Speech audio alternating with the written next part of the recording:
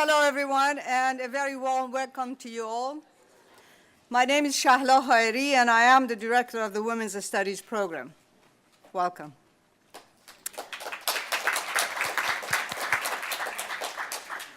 Perhaps it's no exaggeration to say that we are in the midst of one of the most intriguing presidential elections in the history of the United States of America. For the first time in American history, a woman political leader has emerged as a serious contender in the presidential election of 2008. And an African-American man may have a real chance of becoming the next president of the United States of America. A woman president, though maybe a novelty in the US, does have historical and global precedents. World over, women political leaders have competed effectively to win presidential elections, prime ministerships, and high offices in Africa, Latin America, Europe, South and East Asia, and the Middle East. As we anxiously await the final tally of delegates and superdelegates for Clinton and Obama, we may wonder whether women political leaders bring a new vision for social structure, social change, reorganization of political power and authority, and for social justice and peace. We may wonder whether women are to celebrate the dawn of a new era. Tonight, we're delighted to have with us Dean Virginia Sapiro, the first woman dean to lead the College of Arts and Sciences at Boston University.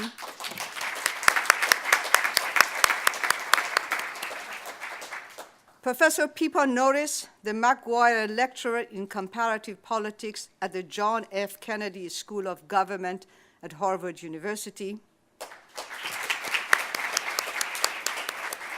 And Professor Douglas Kreiner of Department of Political Science at Boston University, who will moderate the panel.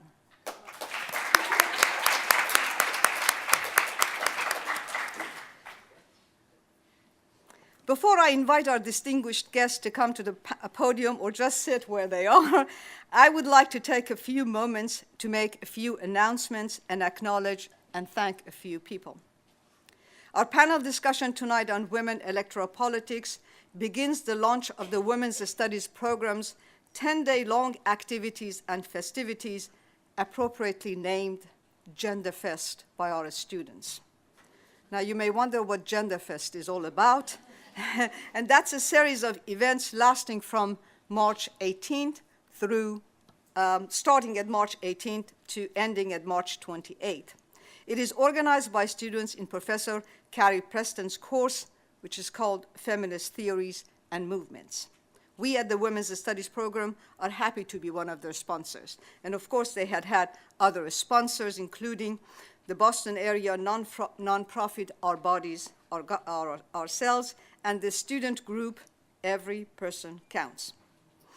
Asking the question, what gender means at Boston University, the students have organized a series of events that include an academic conference, art shows, several lectures, and they have even created a GenderFest zine, whatever that is. Please pick up your copy of the zine and the calendar of events and the table outside. Thank you, Professor Preston and dear students. Professor Barbara Gottfried has supervised putting together colorful information on how to minor in women's studies. She thinks you may be already halfway through a minor in women's studies and not know it. So in order to find out, please pick up our copy of flyers on the table outside. Thank you, Professor Gottfried.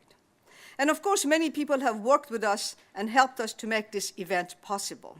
I'd like to thank them all, but specifically, I would like to thank the Humanities Foundation at Boston University for the generous contributions, Rupa Shankar for designing our beautiful poster that you have seen everywhere, Professor Safura Rafizadeh of the School of Communication for designing our elegant announcement and dinner invitations, Carla Pack-Bailey, the Women's Studies Program Coordinator, for taking care of all the details.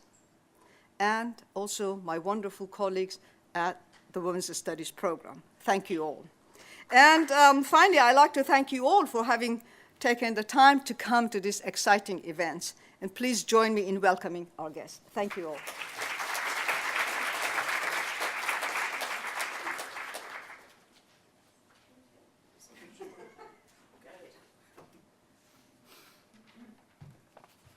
Well, it really is a pleasure to be here. And I'm delighted to be part of the Gender Fest and to be part of Boston University's celebration. This is one of the most exciting elections that obviously we've had in recent years, and it's really divided America and got us talking over the water cooler in a way that we haven't recently, on issues of gender, on issues of race, on issues of the future direction of American politics. But there have also been many myths which have emerged as a result of this. Whenever Hillary is slightly behind or loses a particular state, we have a tremendous amount of pundocracy which emerges in the popular press, all about how it's really about the post-feminist generation, how young people are no longer supporting the ideas that perhaps older generations might. And we've been having discussions about the emotional moment in New Hampshire. Was that really triggering some of the change? We've had discussions about the iron my shirt comments and various things like that. What I'd like to do is to really put the current race in a broader context and to think about what are the issues which are challenges for women leaders, not just in the United States, but in many different countries around the world. And how can we think through how women can shatter the marble ceiling? What I'm going to talk about then first is just a little bit about global trends, to say how far is America behind or ahead of the curve in how things are changing, and what's been the patterns worldwide. Then I'm going to put forward 3 different explanations about why women may or may not move ahead. One is about culture. So that really is about attitudes towards women in power and whether they're a real barrier and whether they're a barrier in many places. And I'll look at a little bit of evidence on the United States. Structural barriers are those such as women's resources, their education, their background, their employment, how far they're in the right professions to emerge into political leadership.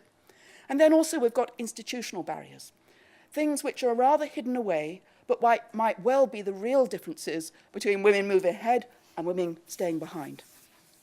I'm going to give you some evidence based on the World Values Study, which is a worldwide study, 90 countries now, which asks about women in political leadership, so we can start to monitor how people feel about that.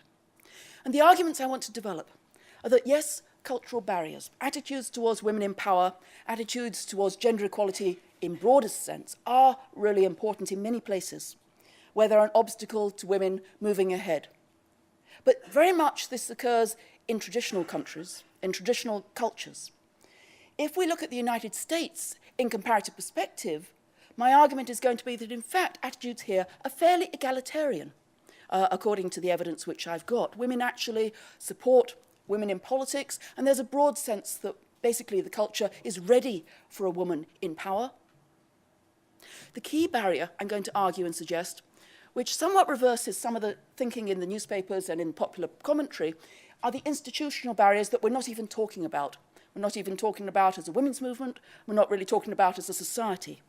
And these are barriers which are really important in the United States for any minority who is not otherwise represented. They're barriers for race, they're barriers for gender. But the institutional reforms are the sort of conversation I think we need to have and really need to move the conversation forward to that level. Well, let's just look at the pattern broadly worldwide.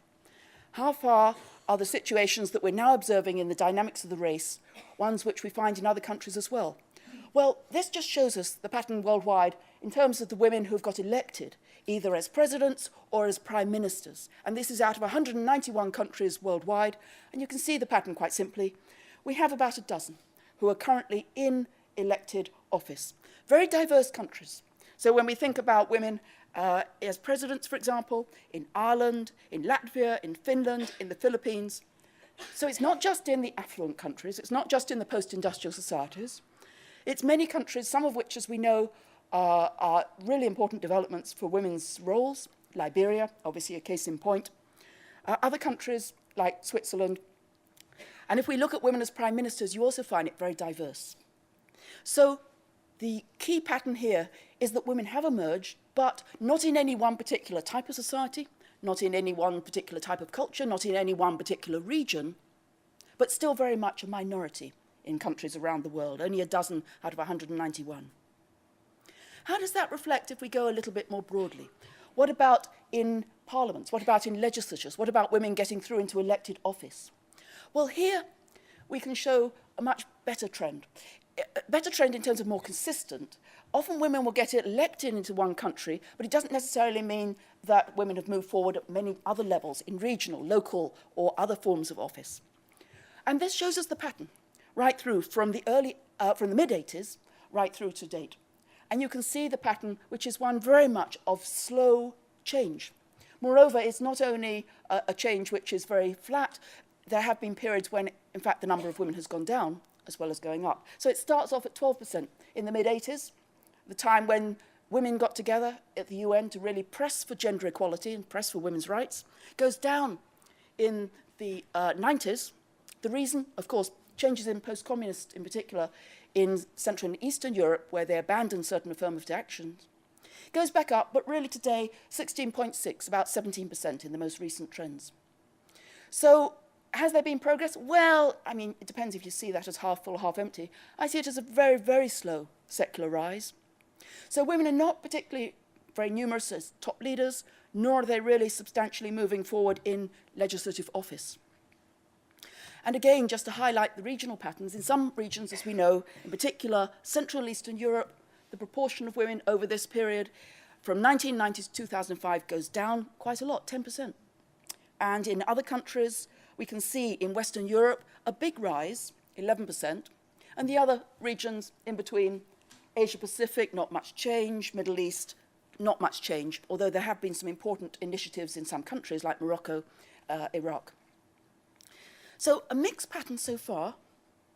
How do we start to explain the barriers? Well, there are three explanations which are out there and which have been argued about for decades. The first one is really about attitudes, and it's about the culture and how far we feel comfortable about having a woman in positions of power, whether it's in business, whether it's in the workplace, whether it's in politics as well. And we can start to measure that a little bit. We have this question that we've used in the World Values Study, and it's a very simple question. It asks people to agree or disagree. On the whole, men make better political leaders than women do. So it's not complicated, but it's one measure that we can use to see how that varies around the world, which countries are most traditional, which countries are most egalitarian on that. At the same time, we also know that women might have other barriers, in particular resources, structural patterns in our lifestyles. For example, women, as we know, in many countries are still not achieving schooling and educational qualifications. They're still not entering management and the professions on an equal basis, nor are they necessarily in those careers that lead up to elected office and to power. And we can look at things like the UNDP Gender Development Index to just see how that varies around the world. The last set of barriers are the ones which women around the world are talking about, but we're having far less discussions about in the United States. And these are structural, institutional. Basic things like the electoral system. And again, many places are talking about electoral reform in fundamental ways. In the United States, we hardly ever talk about the rules of the game in a fundamental sense. So whether or not you have first past the post, like we have in the United States and in Britain, or whether you have proportional representation really matters. Roughly speaking, worldwide, the proportion of women who get elected under PR, proportional representation, almost double the number who get elected under first past the post. Positive action strategies, again, are a worldwide trend, and they've taken off in many different places, including many which have highly traditional cultures, where there have been new initiatives, particularly when there's a new constitution being built, or there's a new set of reforms, such as in Afghanistan and in Iraq, where women have been able to get their voice at the table and really advocate in favour of all sorts of affirmative action measures, which includes legal, where you have a law which says there has to be a certain proportion of women as candidates or as members of parliament, reserved seats, which are very popular in many Muslim countries, and other forms which are adopted by particular parties. And simple things, again, that we don't talk about, like how many incumbents are returned to office, is vital for getting women in. If we find that 80 to 90% of seats are safe, then the opportunities for any change or for any outgroup is always very limited. If there's higher incumbency turnover, then women will have an opportunity and there'll be much greater change in the legislature. Campaign funding. How far is it that the candidate has to raise the money and put together the organisation, how far is there party funding or public funding? And questions about nomination rules, which look very technical, very arcane, but are really important. The devil is in the detail for getting women into those ladders to get them into positions of power. So I'm just going to show you a little bit of evidence, and then I'm going to put the case that culture isn't the key issue in the United States. It's the rules of the game that really might be really important. I'm going to draw on the World Values Study. It's the broadest survey we have, covers now 90 countries in all different areas. And we've asked about how far people approve of men or women as political leaders from 95 in 3 different waves. And for data on women in Parliament, I'm going to call on the Interparliamentary Union that collects this again every year. So first, let's look at the United States. Is it the case that there's little support for a woman in public office? Well, here we have the answers when we just asked this question in 1995 and 2005 in the World Values Study. So it's, do you agree or disagree? Men make better political leaders than women do. Simple answer is that there is a majority, an overwhelming majority, in favour of having women rather than having men, much as you might expect. And the difference over time doesn't actually change that much. So you can see in the latest about 3/4 say they disagree with that statement. In other words, they don't think that men make better political leaders. And part of the important reason to look at this survey is that it's well before the current primary campaign. If you ask somebody right now, do you support a woman or not, you're going to have a lot of answers coloured by the fact that we only have one key woman who we're talking about, which is Hillary Clinton. And so it's very difficult to disentangle how far you support a woman to how far you might support that particular candidate. This was taken in 2005, so it was before the campaign got going. So it's a much better gauge of our underlying attitudes towards women in politics. And I broke it down a little further to say, is it the case that there's a big gender gap? And there is a gap. Women are more likely to say they support a woman as political leader. So again, some of the arguments you hear in the popular press that women are not supporting are clearly not the case in terms of overall values. And what about young people? Again, we keep on hearing, right? Young people, post-feminist, young women do not support Hillary in the way that that my generation, the Gina's generation, our generation, the middle-aged support, whatever. Anyway, the generation that went through the feminist changes and da-da-da-da-da. If we look more generally at the attitudes, and this is, remember, again, well before the campaign starts, is there a big gender gap? And you can see young people are just as supportive of having women in politics as the middle-aged, and indeed the most conservative group, the least egalitarian, is the oldest generation, the 70-year-old plus. And again, I find that in many different countries. So the women who are supporting Clinton are clearly in all the exit polls of the middle-aged to elderly group, but it's not because the young people are against having a woman in office. They are perhaps much more attracted to Obama for all sorts of other complicated reasons, possibly partly to do with his image and age. Older people are less supportive, and in addition, of course, as you would expect, the more educated are more supportive, more egalitarian, and so on. And I just broke this down a little bit again by age and gender to look at the pattern. And you can see that we've got here the women and the men, how far they're favourable. And you can see the largest gap is, in fact, amongst the youngest group, the 18 to 29-year-olds, many of those who are in this room, where there's a big emphasis that the women are far more in favour of having a woman as leader than men. So some of the things we're hearing in the press, I think they might be mythical. We're interpreting the results in terms of ways that we have seen things, but in terms of large attitudes, it's not necessarily the case.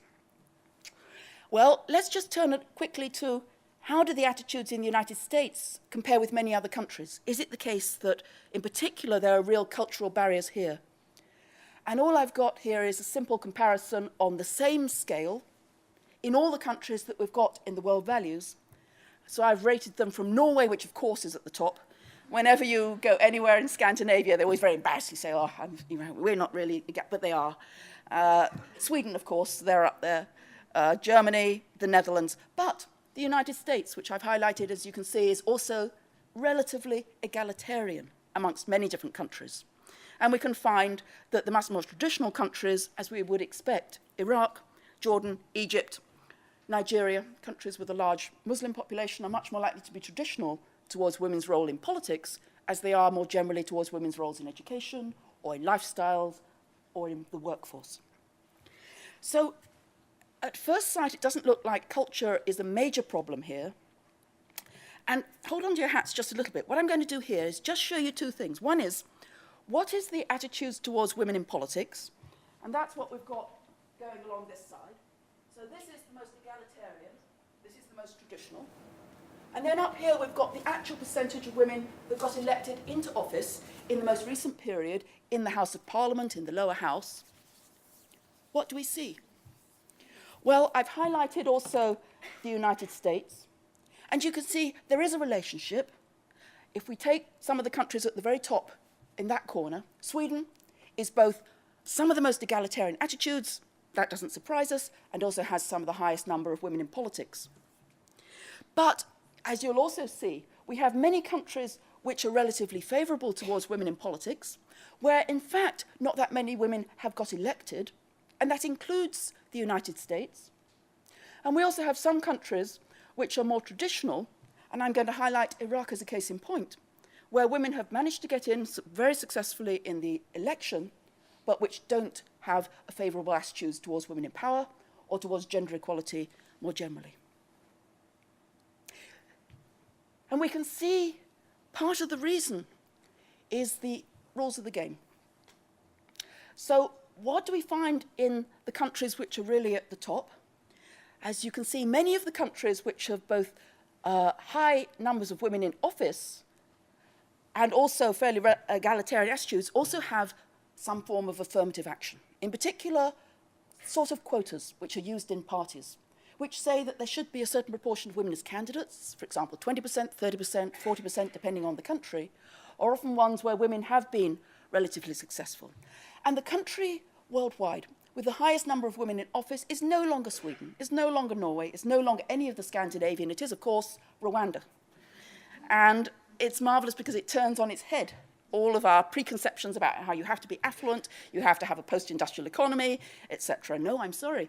If you have an effective form of affirmative action, in which case you can really get a high proportion of women into elected office, and if you don't have that, and you also have a very traditional culture, then you're going to have fundamental problems, real barriers to how far women can break through.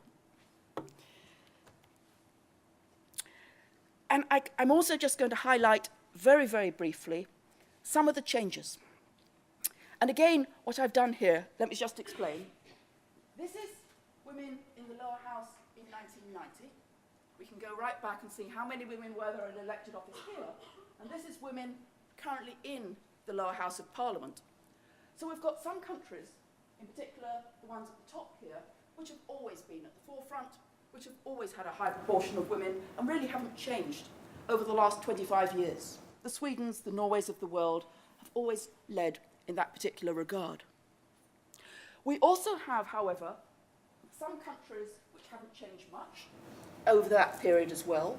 These are countries which were not very good for women in 1990, and they're not particularly good for women in 2005. There have been some changes here, which are important, but not a radical breakthrough. But look at the countries where I've highlighted the rise. These are the countries that used to have very few women in politics, and as a result, in particular, of institutional reforms, have suddenly moved up quite substantially. Rwanda, I've already highlighted, right up there, but you can take many other cases. Argentina, which in 1990 really radicalized and changed the way that there should be rules to get into the House. A movement, by the way, that changed much of Latin America. The Netherlands, Spain, Costa Rica, Mozambique, Hungary, South Africa, Peru, Afghanistan. So countries can change, and change a lot, but what changes fastest are the forms of institutional rules. If you have fast-track policies, these are the ones which are really going to kick up the number of women and remove the barriers that might be there in many other countries. So my conclusions. And I'd like to really emphasize these points. Culture worldwide does remain a barrier, of course. If people don't feel sympathetic towards girls in school, if they don't feel that women should have an equal role in the workforce, or they don't feel they should be able to participate in many other spheres, nor do they feel that women should have an equal role in power and in positions of leadership, So in traditional cultures, that's still a fundamental obstacle. But American attitudes worldwide, in comparison, are actually relatively egalitarian. If culture is a remaining problem, it's not nearly as much as it is in many other places around the world. And the cultural barriers which do exist and which persist can still be overcome if we think through some institutional reforms. So the way that we might want to think about how we get a more inclusive pattern of leadership should go beyond the simple debate about Hillary and her role and the attitudes towards a particular individual, to really think through how we can change the politics, to make more inclusive legislatures, to make opportunities for women at all different levels, at local level, at regional level, at Congress, as well as in the presidencies. So in conclusion, my real emphasis is that I think we need to shift from a much more individualistic emphasis, where we talk about the woman, as though if Hillary got elected, it would somehow transform the United States and US politics, towards thinking of a much more structural discourse, when we think through for lots of different women in lots of different levels, in lots of different offices, in lots of different places, how we can change the nature of the rules of the game, and we can make the whole of politics more inclusive for all of those groups who should have a voice at the table, and how we can think through this opportunity. And it has been an opportunity to really revive some of these questions and to think them afresh, and to get out of simply thinking about one individual in one race, in one particular context, and stop thinking so much about culture and think a little bit more about institutions and rules of the game. If you want to see any more details, you're very welcome at pippanorris.com, which is always my last closing thing. The paper's there, along with a lot of other data and lots of other information. Thank you all very much.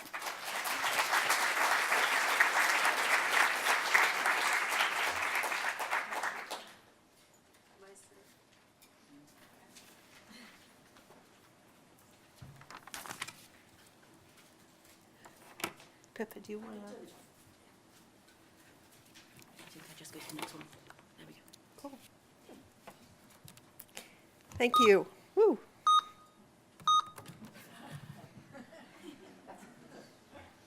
Okay.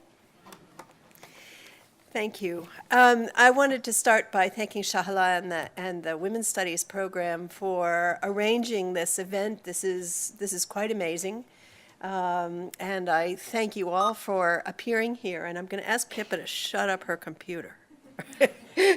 Here, can I just? Why is it unhappy? I don't know. Is it me? Yes. That's me. Okay. I wanted to thank you for being here. And I'm really going to do something a little bit different from this and really make a few comments about different aspects of women in politics. But I wanted to start in a different place, and that is especially to talk as dean for a moment, which is to say, working here with Pippa, she and I go back a very long way. I can't remember exactly when we met. I think it was somewhere around 1980 or early in the 80s. And just say, first of all, how very important it was for those of us who were among the first in our discipline when Pippa and I became political scientists. There weren't so many women as there are now. When I went through graduate school, about 10% of political scientists were women. We were maybe a quarter of our PhD classes.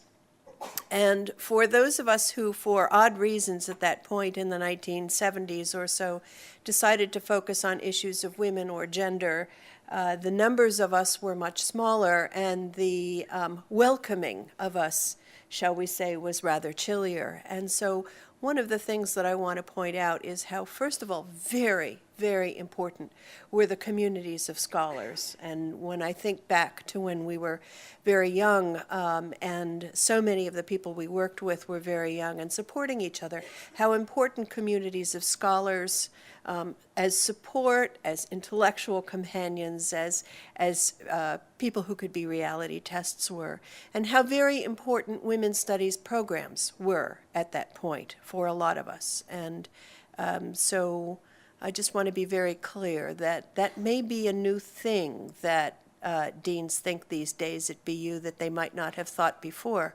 but recognizing the great importance of the the communities and the collectivities among people to make academia and to make the world of scholarship a place that is friendly and a place where one's mind can play and can be creative because one's not bothered about being scared the way we used to be.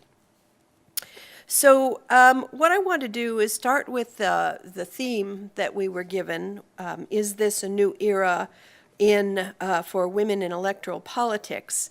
And I guess what I want to argue is it's been a new era for a very long time. In fact, it's been a new era for longer than I really care for it to be this new era. It's taken a long time.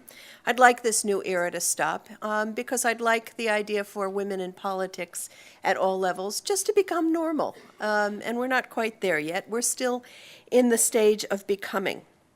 I want to begin in a way as Pippa did, not with talking about candidates for unique positions, as I know most of what we're talking about here is Hillary Clinton and the run for the presidency, but not start with the unique position of a particular candidate for a singular office, because there's a great limit to what we can say as social scientists in looking at one person in one office, and begin, as Pippa did, really, with legislatures. And I want to give you a baseline.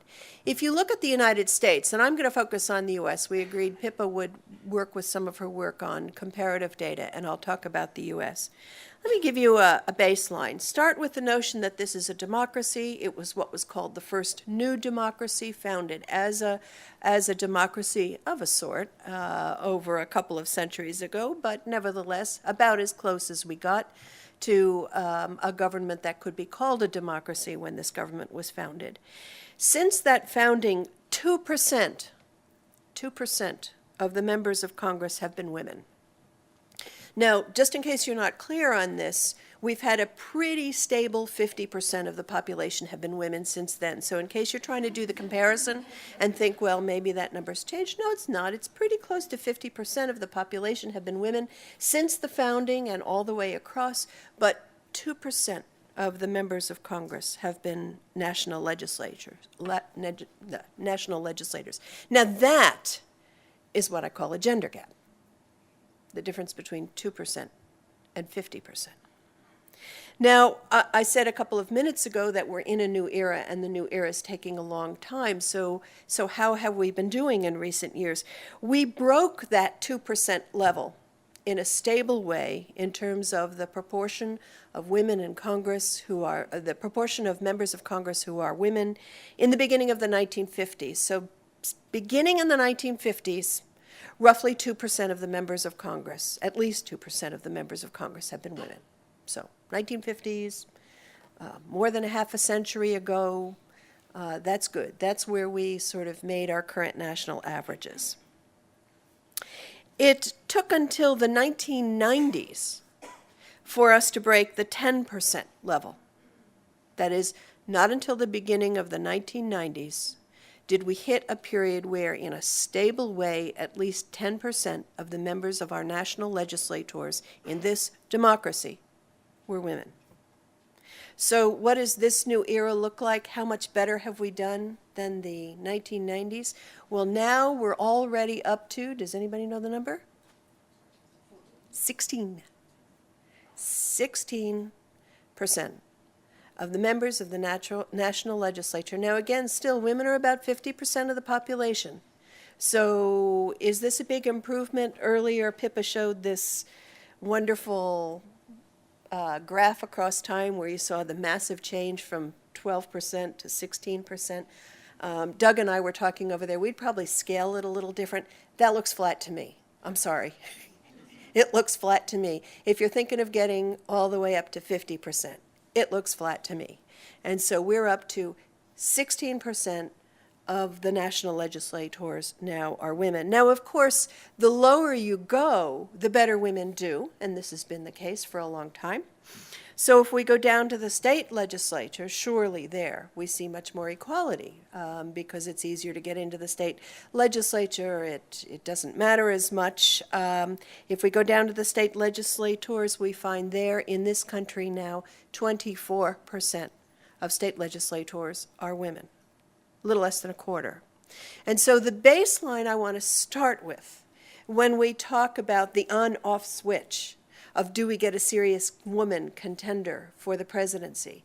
Will we get a nominee for the presidency? All of that needs to be on a baseline when we talk about whether this democracy yet has representation where, as far as I'm concerned, if we truly had democracy and gender didn't matter, then gender wouldn't matter and it would be totally random as to whether women would get into these offices or not. And if it were totally random, then we would float somewhere around 50% on this. We ain't close. We're simply not close. That's our baseline. So when we ask, are we in a new era? Is this a new period where we have a new kind of equality, where things have changed, where we don't have to worry anymore, where women can do anything? The answer is, hell no, we're not there yet. If you look across the board, we're not there yet. A lot of us feel it very personally. One of the things I'm always interested in is I can't tell you how many times since I arrived here last July, I've been described in print or by mouth or other ways as the first woman dean. Is that the most interesting thing about me? One of the things when people say, well, what's it like being the first woman dean? I actually imitate what a number of other women firsts have said many times in other places. In this case, I do believe in plagiarism. What I've said is the best thing, the very best thing about being the first woman dean is no one ever has to be the first woman dean again. We can hope that after this, it'll be normal, and you can think about other things about this person who comes in and takes this position. So there's the baseline I want to start with. Sure, we're in a new era, we're in an era of change, but let's calm down a little bit about how much change there really has been. So now what I want to do is ask some serious questions about the issue of having a woman who is a candidate for the nomination of one of the major parties. What does it mean? We can look at this particular nomination in two ways. One is, how do we think about the serious run for nomination of a major party candidacy from the point of view of women as leaders? And how do we look at this from the point of view of the voters, the electorate, what the people see as citizens when they go to the polls? And those are two different things. In one case, what we're going to concentrate on is who gets into these kinds of positions, what does it take to get support, what does it mean that you happen to have a woman in this position?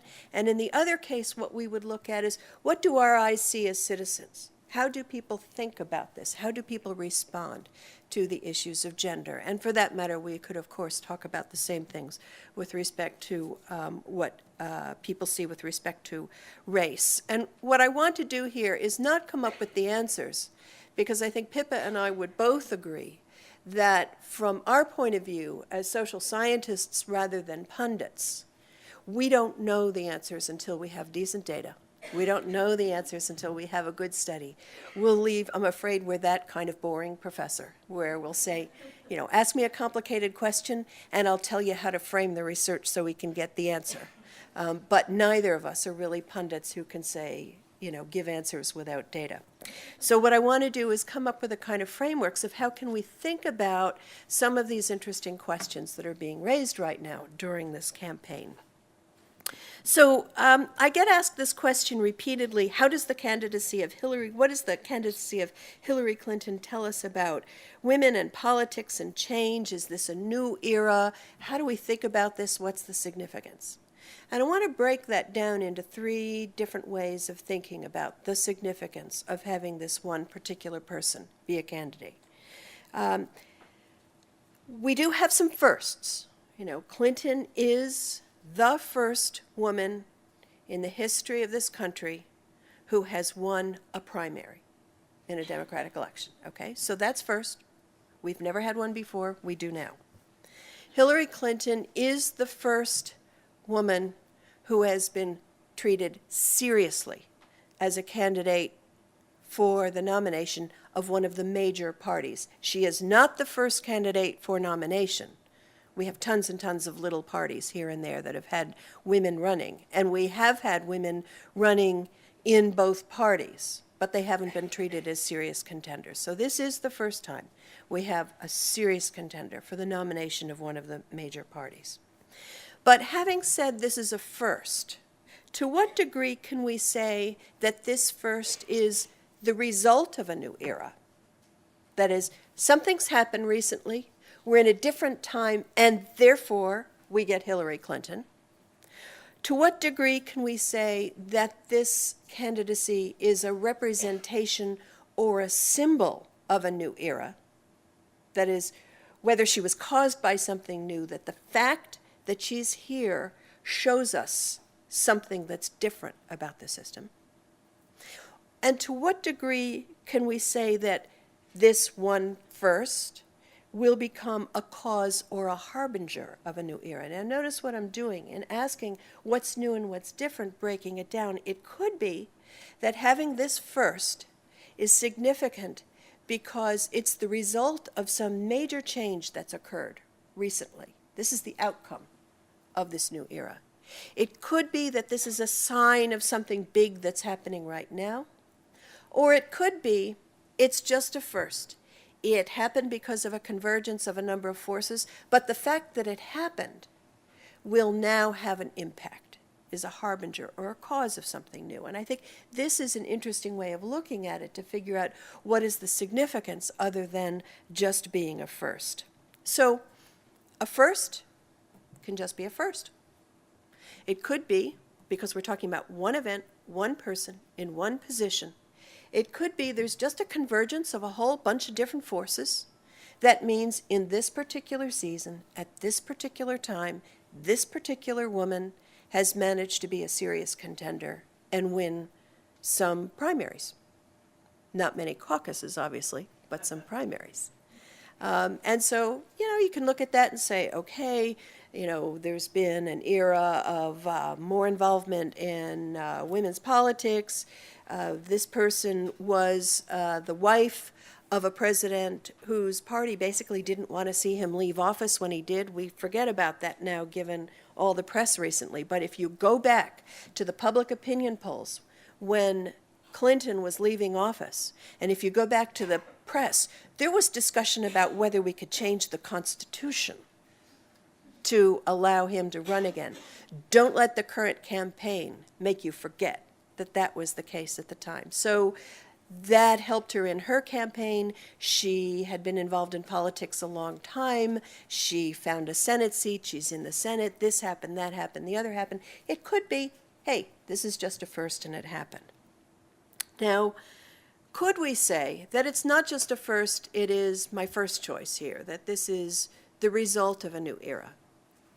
And I think, yes, we do have, to some degree, the result of a new era. And that is, I would go back to some of the data that Pippa showed.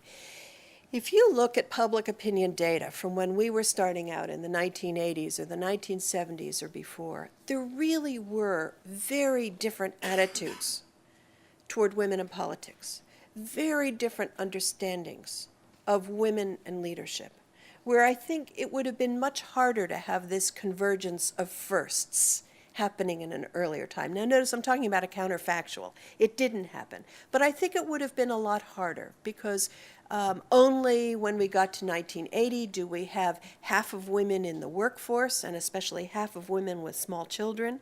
So it's only in the past generation or two where it's perfectly normal for women to be in the workforce, even if they have children.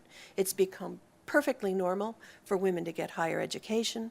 It's become perfectly normal for women to be as active in politics as men, to vote as much as men do, and all of that. So I think that's a kind of groundwork where, yes, there's been a certain amount of change that makes it much more likely that this first could have occurred. Is there something massive that happened in the last few years that suddenly triggered this ability? I don't think so. If you went and looked at any kind of data you want to think of about change, we just haven't had that kind of leap in transformation of culture. It's been a very slow change, and some would argue that it's really been taking place since World War II and has been a slow kind of generational effect. So is this first the representation or symbol of something new that's happening? I think to some degree it is. The fact of the matter is that it is riveting, absolutely riveting, not just to the American population, but to people around the world, that there is a woman who's a serious contender. It's absolutely riveting that there is a woman who's a contender and an African American who's a contender at the same time. I think this is one of the causes for the fact that for the first time in any memory, we have a huge portion of the population who is actually active in the primary season, who are watching TV, who are paying attention. Until very recently, primaries were things that only very, very politically involved people engaged in, mostly very educated people. Hardly anybody noticed primaries were taking place in recent years. But this year we have something different, and that is a large portion of the population interested. And I think it's for a couple of reasons. One is there is something that looks different, and that different look makes a difference. And, of course, the fact that we're going a long time before the Democratic Party is actually reaching a decision. There is what Democrats, small d, might hope would happen. That is contention, discussion, disagreement, an airing of views, an airing of the candidates to figure out what's going on. Now, is this a harbinger of something? Will this cause a change in politics? And there I'd have to say, I don't know. I have no idea. Could it be just a one-off? Sure. If it doesn't happen to happen for a long time, if Hillary Clinton does not become the presidential candidate of her party, and we don't have another woman for some period of time, we don't know whether we will or we won't, but it could be that it doesn't usher in any different kind of change. It doesn't create massive differences in the view of women. That's already happened.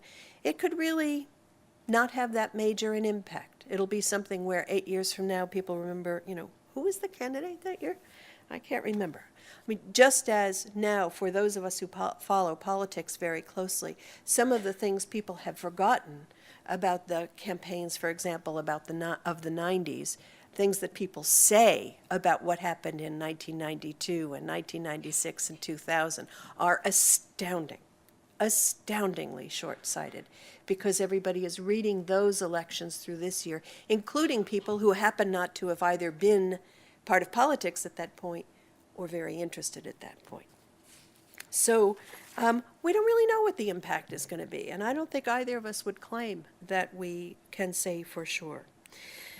What we can say is that gender is making some very big difference in interesting ways, largely, I think, symbolic this year. And for those of us interested in political communication, and that includes both Pippa and myself, it has been very interesting to look at the kind of language that's been used, the symbolism that has been used on the candidates.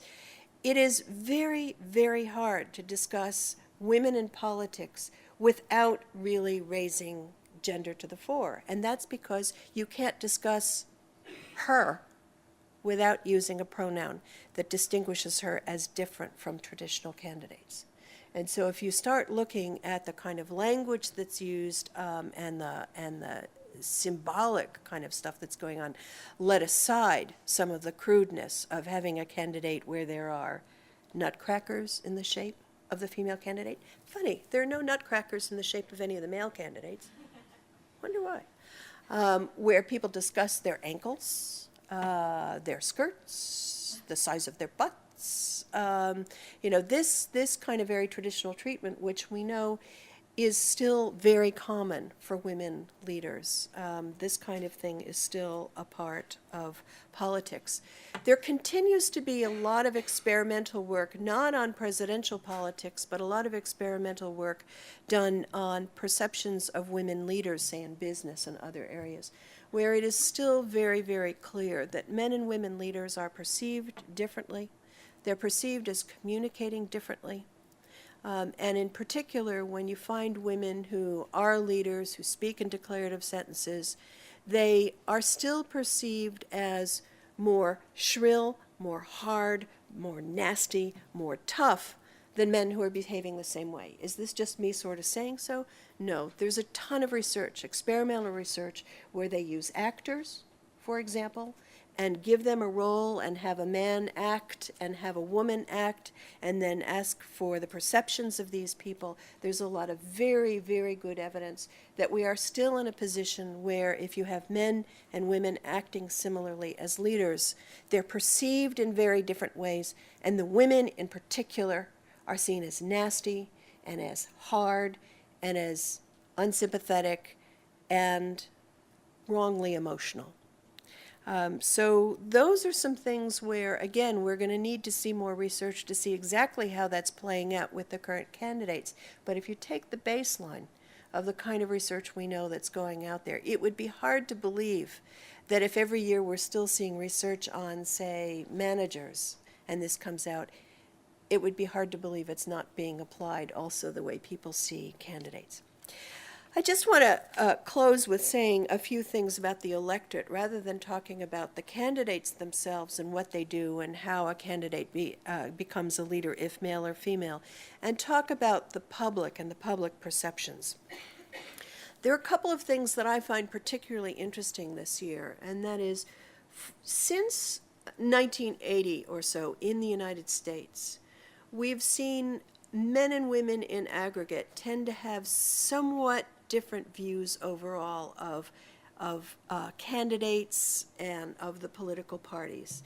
1980 was the first time we began to see fairly consistently a difference where women have tended to support the Democratic Party somewhat more than men have. Men have tended to support the Republican Party somewhat more than women. They've supported candidates differently and so forth. Now, I have to say that every bit of research we have also shows that the degree of that gender difference has varied from election to election. Even in 1 year, if you compare elections in different states and the national election, you see the size of that gender difference different.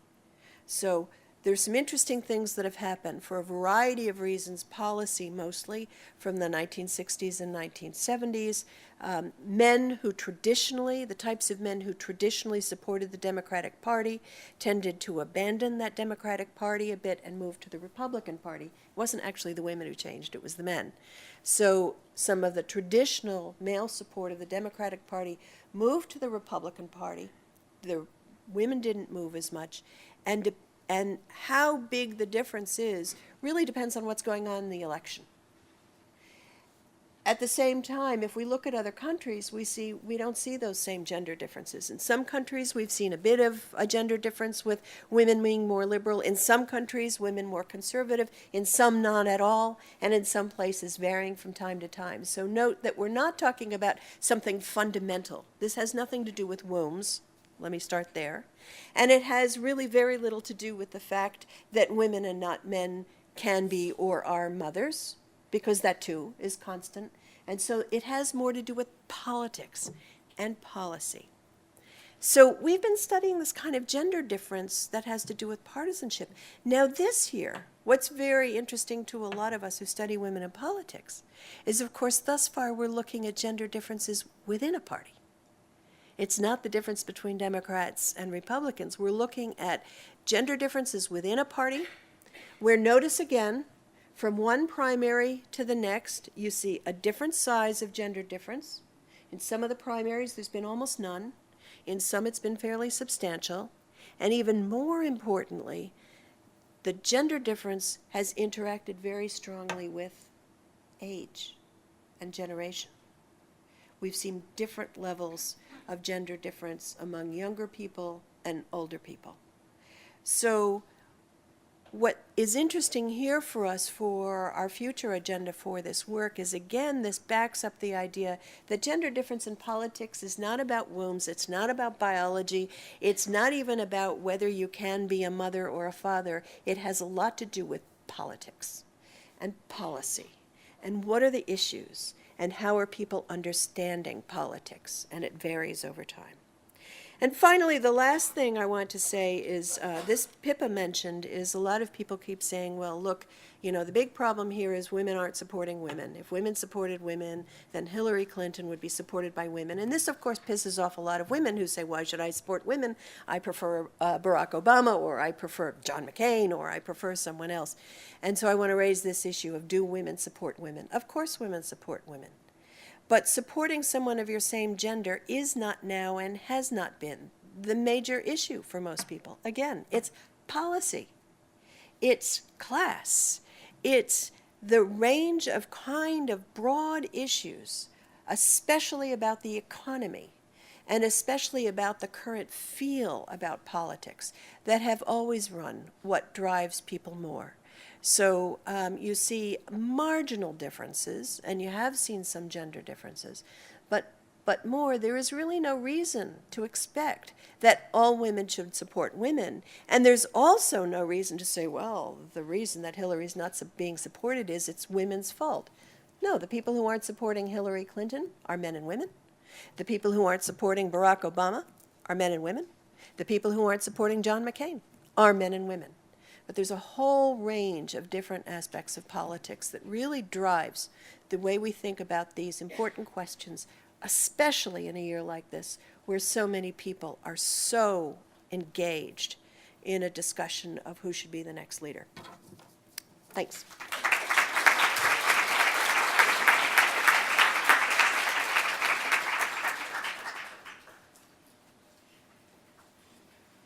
It's a real pleasure to be on a panel, unlike many at, say, the American Political Science Association, where you have two papers that actually speak to each other, so that the moderator doesn't have to spend 15 minutes trying to draw the 30 seconds of each that sort of has something in common.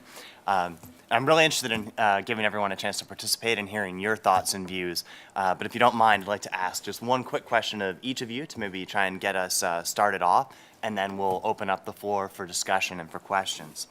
So Pippa, coming at this question strictly from an American politics perspective, the way in which I normally think about this issue in legislative studies is the question of why do we have such low levels of women in Congress? Is it because women primarily don't run for public office, or do they run for public office and lose? And almost all of the research that's been done suggests that it's the former. It's that women just simply don't run for public office, and when they do, they win at rates even higher than that of men. So from that, I think there's a lot of problems with making the easy assumption that there is no remnant of gender discrimination left in the electorate. Women may be acting strategically and foregoing runs when they're likely to lose, and only picking and choosing their opportunities carefully. Your work, I think, really fits in nicely with that, because it gives us a little bit of hope that no, maybe indeed, sort of a, egalitarian-wise, we're up there with the rest of Western Europe, with countries that have much higher levels of women in legislatures than we do. And so culturally, it doesn't seem that can be the explanation for American exceptionalism. In terms of social structure, if Rwanda is doing better than us, surely women are in better position sort of economically and socially to have the opportunities to run. So what is it institutionally that the United States could do that might help remove some of the barriers to women running for public office? Does it have to do with the amount of money that has to be raised? Is it incumbency? What are the structural features in the American system that really are holding women back, if it's primarily the barrier is getting your name on the ballot and putting yourself out there, as opposed to actually being able to prevail in a contest, which they seem able to do? I mean, it's a really good question. And it comes back to some of the explanations why women aren't getting into Congress. And it's often labelled a problem of lack of ambition. And there have been a number of studies which have said you've got basically supply. Are women willing to come forward and actually put themselves out to run for elected office? Or is it demand? Is it that the public doesn't like them, or the key gatekeepers, the funders, or the people who are giving other sorts of support, or journalists, for example, might not frame women in the same way? But the idea that women aren't coming forward, the idea that it's somehow a lack of ambition, is really ignoring the kind of structural constraints. What do you have to do to run for office? And in particular, what are the rules of the game here? And we know that things like raising enormous amounts of money are absolutely critical to success, particularly the higher you go. Local level, you can certainly use all sorts of other resources, but you need to have that ad money in big states to really get on. The demands on you are enormous in many other ways as well. So we have to think not just about the individual And does the individual lack ambition? But what are the demands and what are the expectations on your actually succeeding? And when we think about that, we have to say that what we have here, particularly at a presidential, but even at a congressional level, is a lot of hurdles. So only very exceptional women are willing to put themselves forward in that sort of context. And essentially the demands in many other countries are far less. So if you think through the structural issues, how many congressional seats right now are competitive? And we know that they've become less competitive over time, and there just aren't that many open races. So most of the time, if you're standing to challenge the incumbent, you're going to lose. You're going to go through all of that activity, have to raise all that money, putting in all that organizational effort, and you're never going to succeed. So some simple reforms to think through what are the ways in which we actually structure constituency boundaries. We hardly ever think of that as a, quote, woman's issue, or even as an issue which is really out there to change the nature of the inclusivity of Congress. But if we start to reframe that issue and think that if we had lower barriers to getting in and more competition, you get more excitement amongst the electorate. Part of the reason why people are excited right now is not simply that we have the first, quote, woman or the first African American, but also it's an incredibly tight race. Everything, it's one person, it's the other person, so we get excited. If we had more competitive elections in Congress, not only might you get a much more inclusive Congress, for all minorities, including Hispanics, including African Americans as well as women, but you'd also change the rules of the game. So those are the sorts of things, along with funding reforms, along with basic issues of, we never use, in the Democratic Party we do have quotas, we don't call them that, but certainly when we go to conventions, we have all sorts of rules which we established in the 1970s to make sure that there was good gender balance in people who could participate in the major political party conventions. We've never done that at the level of the selection and nomination. And that's partly because of our primary rules, which make it very difficult, because the party doesn't want to intervene. And it's partly because we have first past the post, we have a majoritarian electoral system in the United States. But again, other countries have looked at that and have changed it in really imaginative ways that we've not even started to have that conversation. And let me just give you one quick example. In Scotland, we had a new parliament. By the way, whenever I say we, I never know whether it's we the Americans, we the Brits. Now I'm going into my Scottish bit, right? In Scotland, a new parliament was created under devolution. And it was a real chance to rethink all of the rules, because people in Scotland are fairly radical. They did want to have more women in, and they wanted to think, how can we best do that to really create a new sort of politics? And of course, the idea of twinning came up, which is that in lots of different areas, like in Glasgow East, you could easily think that there's one seat, there are two seats which are together, Glasgow East, Glasgow West, and one could be for a woman, one could be for a man. And this was a radical idea at the time, but it was a way that people could think through what are the structural reforms that we could really introduce into a new legislature to really try to make sure that there's a very positive impact. And in Wales right now, it's basically 50% women, in the Welsh Assembly, 50% men. Now, I don't think America's quite ready for that, and it would be a radical revolution if it was. But just let us not just think about the individuals. And this was Gina's point as well. Not just think about Hillary, not just think about Nancy Pelosi, not just think about the women who are going to be running in the next race, but let's think through what are the barriers they face, and not talk about the individual ambition, but talk about what you have to do to get into office. And maybe some of those we could think about as reforms that would affect all sorts of issues, which are much more, let's put it this way, which are reforms that could benefit all sorts of aspects of American politics beyond simply women, although women is an important issue as well. And Gina, if you don't mind, I'd like to ask a follow-up question on the very end of your talk, because it was something that that resonated with me in a couple of things I was reading before the talk to try and get up to speed on some gender and elections. So everything that I've read about gender gaps in various elections from '92 on forward has talked about the importance of context. And you mentioned context at the state level, at the local level, and how you can have, even within a single election, very different types of gender gaps depending on what the unique particular context is within a local area. And I was struck by thinking about if Barack Obama wins the nomination, and if I ask you to go too far into punditry here, feel free to pass. I'll hit you. Or hit me, that's fine too. If Obama would win the nomination, how has Hillary's primary run sort of set up the context in which the general election campaign will still be waged? And will that have implications for the gender gap?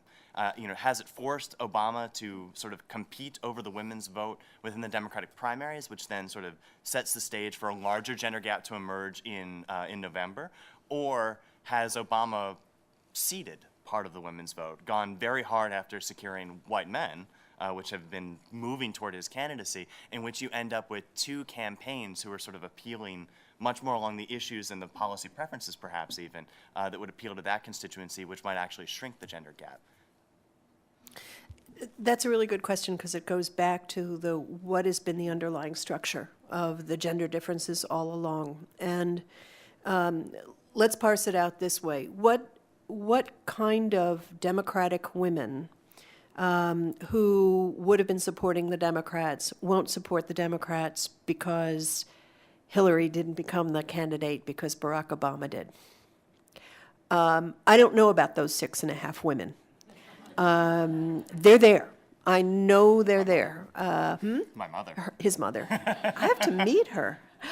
So there will be some people who are claiming now, and certainly some are saying that there's been enough sexism and so forth, just as there are others who have been said the racism and so forth, that they won't support the Democratic Party.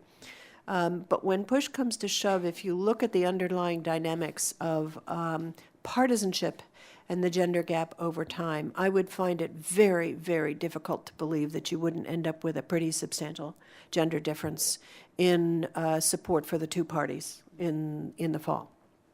And that is because of the issues, the sort of standard issues, the general approaches to the economy that the Democratic Party and the Republican Party will take, the general approaches to the welfare state that the two parties will take, the general approach to the war that the two parties will take. I just, I don't know, I just can't imagine that there wouldn't be a substantial gender difference. I think the number of actual Democratic or strong leaners types who would be short-circuited out of supporting the Democratic Party on a gender basis because of Barack Obama would be different. Now, the whole issue of race then is another one which we would have to discuss here, and that would have to do with how much of the support, especially in some of the rural areas that Hillary Clinton is getting, actually are due to race politics. And that's something also that we're not clear about yet. I haven't seen the good research on that. And to what degree, and I think there what you would see is probably independent voters. Remember, this year one of the things we have in the Democratic electorate is independent voters, people who normally aren't very active in politics, who haven't felt associated with the Democratic Party. You would be surprised how much of Barack Obama's support are independents who had difficulty choosing between Huckabee and Obama. And those of you who think that policy is the only thing that runs politics don't get it at first. Think about the rural vote and think about the kind of people they're projecting themselves as: clean, different, hopeful, all of that kind of thing. So how the results will break with respect to the turnout for the Democratic Party, I think, will be very interesting. But I don't think we will lose that gender difference, Republican-Democratic. I would stake a lot on that. Can I just say one thing and answer the question you asked, Pippa? I want that question too. In the early 1980s, just to back up completely what she was saying, in the early 1980s, there was a book published by a group of colleagues of ours on women and representation that basically looked underneath to find out why is it that there weren't more women who were becoming candidates for state legislatures in this case. And when they figured out the model, much of it had to do with exactly what Pippa was talking about. If you're going to have an increase in the number of women in legislatures, either state legislatures or Congress, what you have to do basically is have open seats, because incumbents tend to win, and you're crazy to go against a popular incumbent. So nobody, nobody who isn't crazy or doesn't want to build up credentials would go against an incumbent. So you have to have, first of all, an open seat. And second of all, you have to have an open seat in a district where your party has a good chance of winning. When you take those two factors, the possibility for any kind of transformation of a legislature in terms of bringing in new people, whether it's women or people from one or another minority group or anything else, becomes very low, because the opportunities are small. So in I think it was 85 or 83, something like that, when they published this book, they ran a model to try to predict, just given normal turnover in Congress and so forth, how long might it take if everything works smoothly for women to become half of the members of Congress, and they came up with something like 2075. So what pushes this forward is particular years when there's high turnover. If we have a lot of Republicans abandoning Congress this year, there's a case. But for women Republicans in Republican districts, unless the districts are switching. So you have to think of the structural stuff that she was talking about. Can I just add one to that? Which again, a simple example, the UK, the number of women doubled overnight because there was an enormous meltdown of the Conservative Party. Right. The Labour Party had this great big landslide. Women had already been selected through a variety of mechanisms, so there were quite a lot of women in the Labour Party candidates, but it was that landslide that brought the women in. And then once they were there, they stuck, because then they became the incumbent. So you suddenly had 120 women in Parliament, up from 60 the night before, as it were. So having a big change of the House could also make a big difference as well, or the Senate. All right. Well, thank you very much. So let's open it up. Please. Sure. Thanks. That was great. Oh, there's a microphone coming around. Okay, great. Thanks. Diane Balser from Women's Studies, and since I teach women in politics, this is great. No, I appreciated hearing all of it. I just wanted to say the other question you would ask is, if the reverse, if Hillary Clinton became the nomination, would young people and would black people vote for her? So there is a reverse question I think needs to be asked, certainly is asked by the Obama people. So I just wanted to share that. A couple of comments and questions. I agree that if you ask the person, would you want a woman for president, would you want a black person for president, it would be hard in the United States to say no. What people do at the polls, however, when they go in to vote, seems to me possibly a different question, and I don't know how you find out the psychology of that, but I think it's really, really important because we've never had the possibility of either before. And that's what people are asking right now. When people go into the booth, the hatred towards Hillary Clinton was tremendous, at least the way that I saw it, I experienced it. It was interesting to talk about Bill Clinton being so popular because people would say, well, I just hate the Clintons, it's not her personally. And yet Bill Clinton was this very popular president. So there was a psychology at work of sexism that exposed a level of sexism that became very visible. And I think it's important really to look at that attitudinally. Related to that, I agree that issues are really important, but in fact, women tend to have some gender gap, but not to the same extent that African Americans, for instance, are voting for Obama. That I think it's like 80% at this point, and I'm not making a value judgment on that. It's just a fact, and how do we look at that women don't vote in the same way that other groups vote en masse, and what the effect of that is.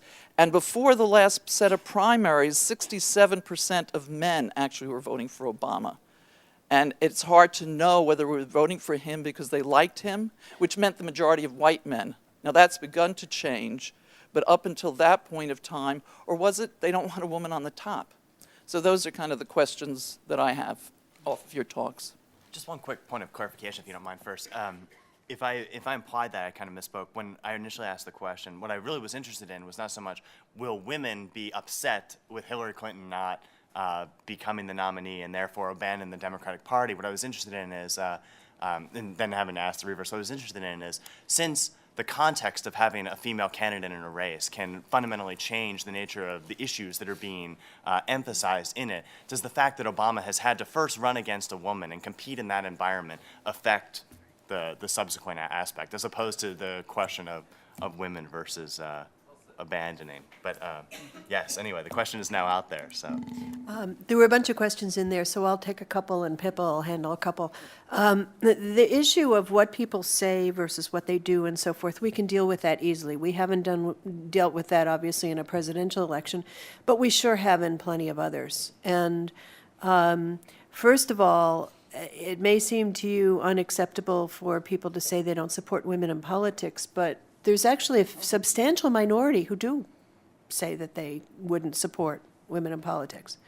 And if you listen to discussions in the press, for example, especially if you hear the discussions in evangelical Christian communities, there's no hesitation whatsoever to say that. So it may be hard to say that in, the trustees' lounge of BU, but if you move to your local evangelical church, it could be pretty different.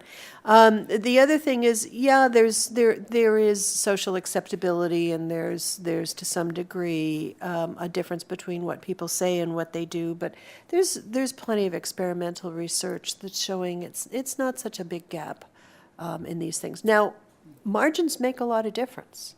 So even a few percentage points could make a difference.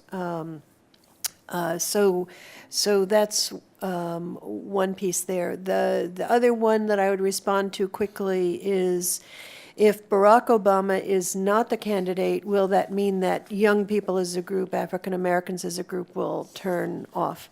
Let me start with young people, because that's a broader, more generic group. You're talking about Northerners, Southerners, African Americans, white people, Hispanics, people of all classes. So young people as a group, not as a group. But in both cases, and especially among the young have tended not to be very involved in politics compared with other ages. That was true all the way back to those of us from the generation where they extended the vote down to 18 and thought at that time, because there was a lot of student activism, that we'd all head to the polls. And of course, young people never have. Voting is a habit. The people who are most likely to vote are established in a community, have homes, have kids in schools and all that. And the less rooted you are in communities, the less likely you are to participate. And it's one reason why young people participate less. So whether Barack Obama is the candidate or not, we might see a decrease in the participation of young people in the general election, just because it might have gotten boring by then. Not as exciting, not as fresh, other things going on. Who knows? There may be some people who would not be as involved because what drew them in was more a social movement kind of thing. And it's not that they would be very active in politics per se, but it's more the movement issue. Among African Americans, yeah, we might see some decline in participation, but again, if you look at what are the choices going to be in terms of the policies and the orientations and so forth, would you have huge numbers of the African American community moving over to John McCain? No, it's going to be a matter of mobilization and what kind of mobilization takes place. And there, if Barack Obama were not the candidate, it would depend a lot on what leaders of the black communities would say and do. Much as if Hillary Clinton is not the candidate for a small section of people, it's going to depend on what the leaders of women's organizations and communities say and do. I don't know. Pippa? No, I very much agree with Gina. And there is always a gap between what you might say in a poll, there's a response rate to a particular context, to what you're actually going to do. We know that, for example, for turnout, because, of course, people systematically lie by about 10% in nearly every case. I am going to vote, and then they don't. Or I did vote, and then they didn't. So that's a response rate that we've got for every activity. And yet, as Gina emphasized, a quarter of the population in America said, I prefer a man to a woman leader. And in many other countries, it's the majority, so it's like 80% in some countries as well. So on that particular question, there is an exaggeration. There is a politically correct response, particularly if you are from Massachusetts. But I think it does give an indication of the underlying balance of opinion. In other words, the majority of Americans still are in favor of having a woman as a leader. They're not against it. And then we've got the difficult question of how far any of the particular emotional content you mentioned is about Hillary and how far it's about women in politics. And that I find very difficult to disentangle. We know Hillary from a large set of baggages and history and from familiarity with her over many, many years. So you can't really disentangle that and some of the good qualities and some of the bad qualities she has from the fact that she's also a woman. So we need a broader range of research, I think, to find out how people are responding to women in general, and then really think how we can disentangle it for this particular candidate. The last thing I want to mention is that if we also look at the vote and how people actually voted in the election, one thing which none of the newspapers or any of the media seems to be emphasizing, I did a quick count before I got here about the popular vote, excluding the caucus states, because those are a very different animal. But if you just add up the total number of votes which have been cast so far in the primaries, from New Hampshire through to Mississippi, for Hillary, and how many have been cast for Barack Obama, it turns out that Hillary, in fact, has a slight edge. She's ahead by about 1%, not that much, but nevertheless. Clearly, Barack Obama has the lead in terms of delegates, but she actually got more support than he did overall. So again, that says that she's popular, despite the individual hatreds that I know we hear a lot of as well.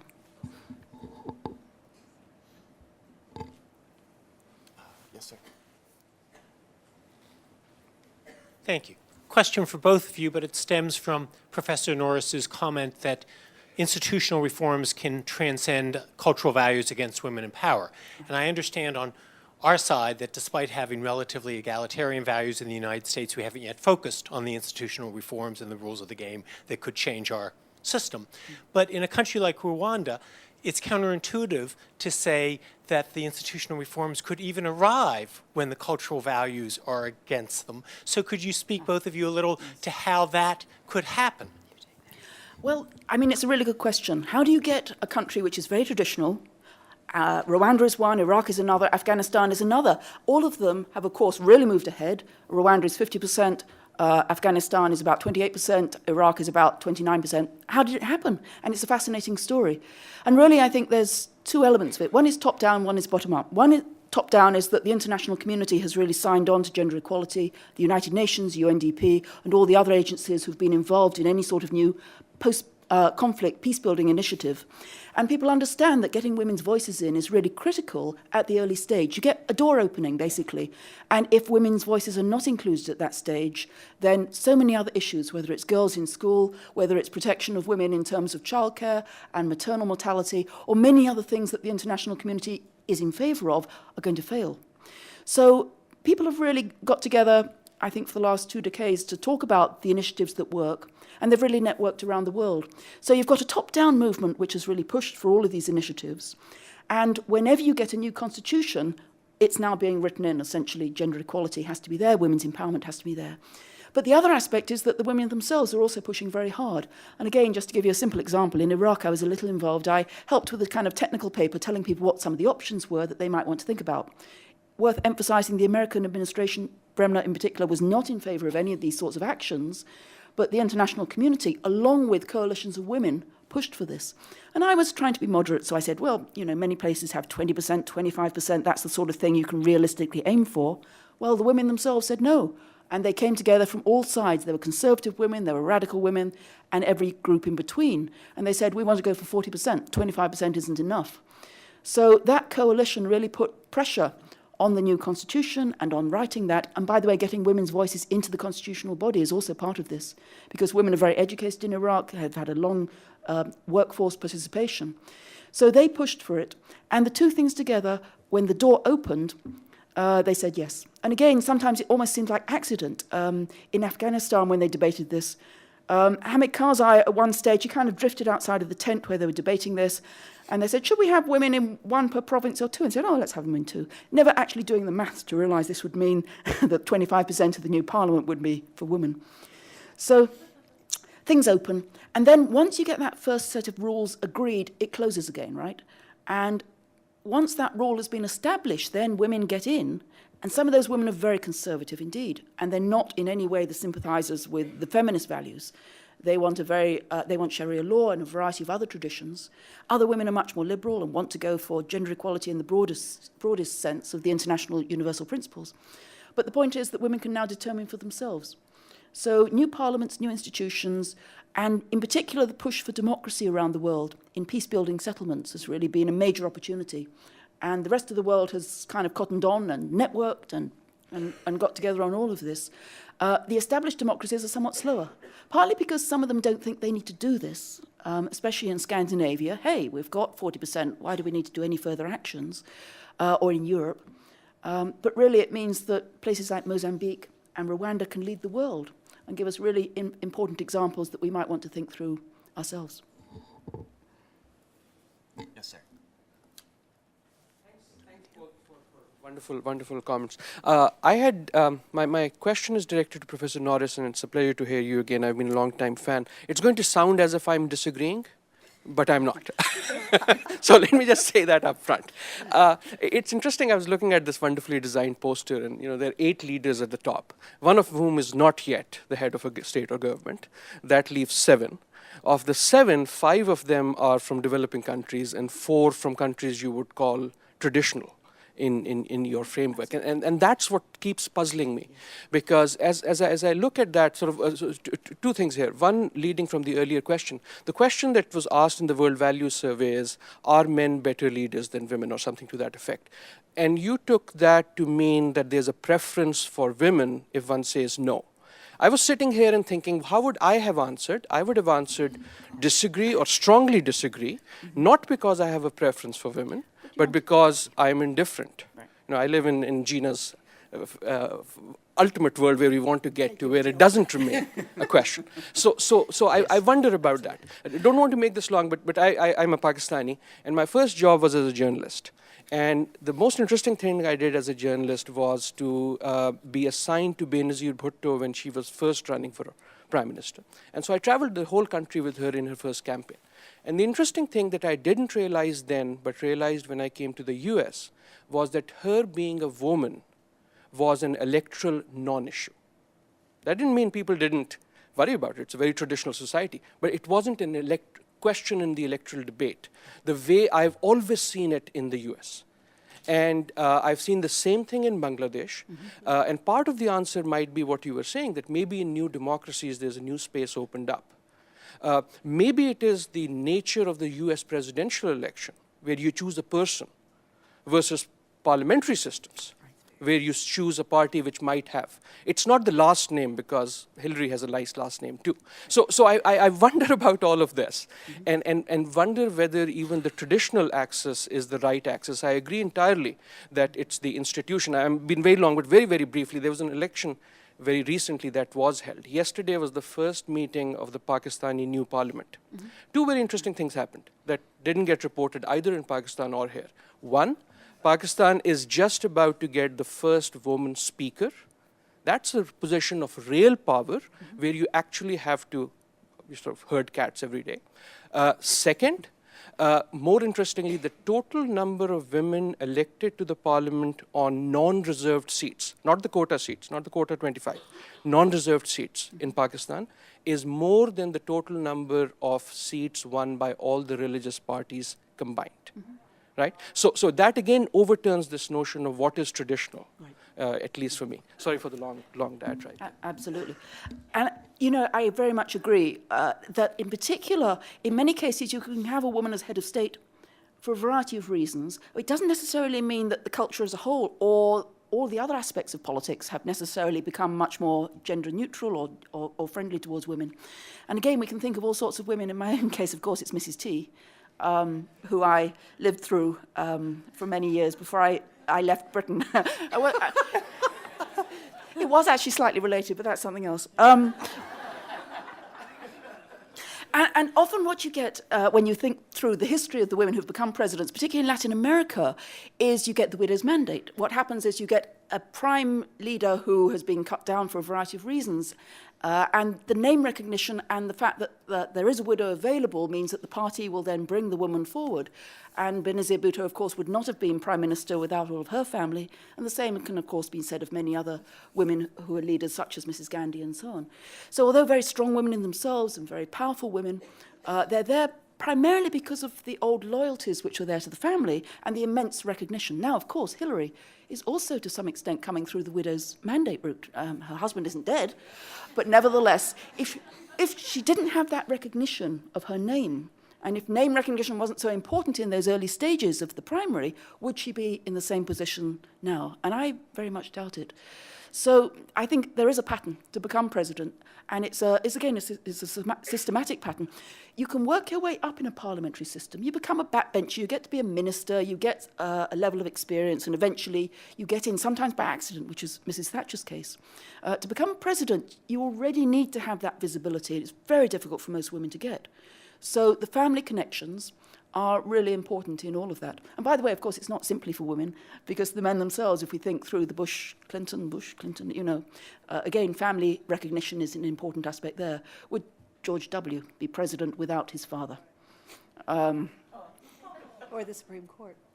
Or the Supreme Court. But of course, we're totally neutral on this table when we come to things like that. So yes, and on the broader point that, of course, many of the women who have been president have come from many traditional countries, absolutely the case, Bangladesh, Pakistan. Think through India. There's something like 1 million women who are now in elected office at local level in Indian villages because of the quota system and because of the ways which they're linked to patterns of development and democracy in India. So it's no longer the case that you have to be essentially Scandinavian, affluent, rich, to have women in office. You can have women in developing countries who can play a radical role, even in a traditional culture, if the rules are available for them to get elected. Yes, thank you. Sorry, definitely cut in line. So, hi, I'm Elizabeth Massey. I'm a senior at BU. I'm a political science major. And I was going to ask, I spent some time in Washington, D.C. last semester, and I, had some experience seeing a lot of women congressmen and senators, and I also talked with Nancy Pelosi once or twice. And I'm wondering, from the women I met there, it seems to me, and there's a lot of talk with this about Hillary, too, now in the presidential race, that the women who are in politics, especially on a federal level, are really known as sort of masculine women. They're characterized with very manly adjectives, aggression and just, ruthlessness and whatever, and Hillary's been called all sorts of names for, as a result of this and everything. But I'm wondering if that sort of masculinity, even with women in politics, perpetuates the male-dominated sort of role and the male-dominated sort of attitude that has to come with politics?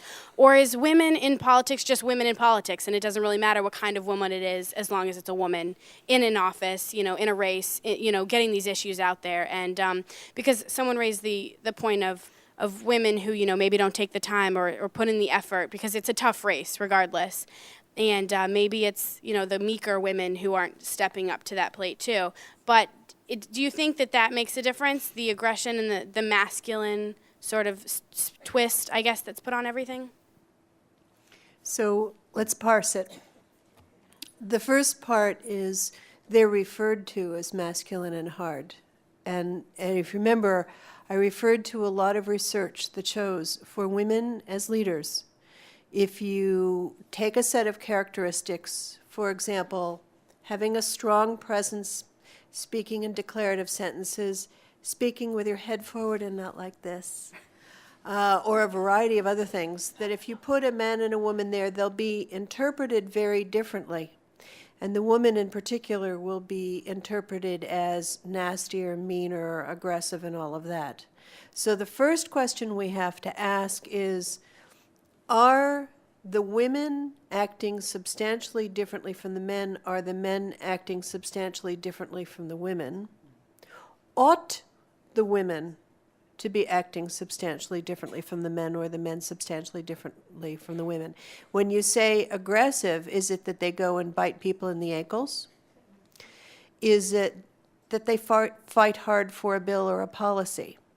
Now, I want my representative in Congress to fight hard for the right kinds of bills and policies. I want them to be smart. I want them to be cunning. I want them to be good speakers. I want them to be clever at politics. I don't want them to be meek. I don't want them to sit down and be quiet, and I don't want them to giggle. So there are a lot of issues about communication and perception of men and women, and a lot of good research that shows that when women act strong, they're understood as aggressive. Now, that's not a problem of women's personalities. That's a problem of a culture and perception that doesn't allow women to be strong and competent people. What more could Nancy Pelosi do than wear pretty Armani suits? I mean, come on. So I guess that would be my response. When I've done research, for example, looking at candidates, a couple of us did some work taking basically all of the congressional campaign ads that were run in the 75 to 100 largest media markets in the years 1998, 2000, 2002. So that's basically everywhere where there are campaign ads. We're able to get access to these campaign ads and to code them for a whole variety of things down to how people presented themselves. And there are a lot of perceptions about men and women presenting themselves differently. We just didn't see it when we looked at the data in a direct way. One of the things we do find, a lot of people who have done research on women in leadership find, is that women in politics, in economics, those of us who are leaders in education, understand that there's certain kind of work and communication we have to do so that people don't interpret us as aggressive. So you might notice that when I talk with people, you'll see there's a little smile on my face.